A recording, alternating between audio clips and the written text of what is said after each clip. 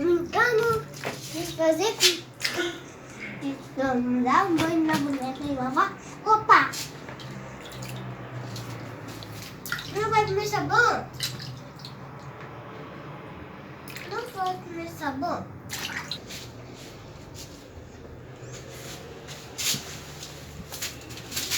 Deixa eu lavar a roupinha porque ela tá suja de suor.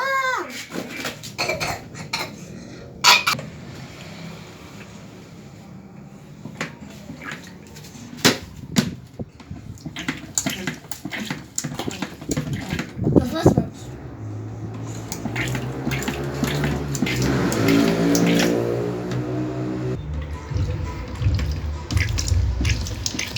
Nossa, de verdade, pessoal.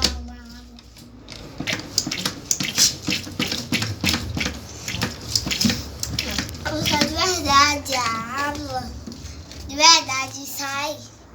Pessoal, agora você pode botar aqui os pés. Tá relaxado também. Aí depois tira a roupa. Deixa as outras lavar. Essas aqui.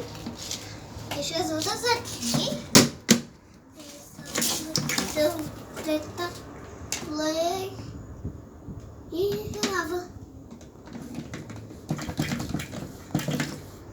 Quando você rodava de verdade, né, filha? A maquinazinha, ela funciona tudo de verdade.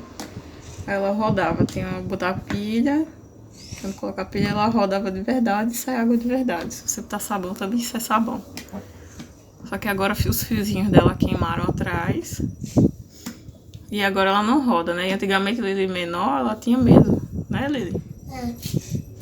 Acontecia o quê? Tu descia, estragar. Tu ficava chorando. Tá chorando. Aí depois começou a rodar a máquina. Aí ela pegava e rodava, começava a rodar ao contrário a máquina de lavar, né, Lili? E quebrou. Mas a válvula dela com água continua funcionando. Aperta aí pra mostrar. E roda, Maria. Se fazer. Aí ela começou a rodar ao contrário do que a máquina rodava e quebrou. Rodava só isso, sim. Uhum.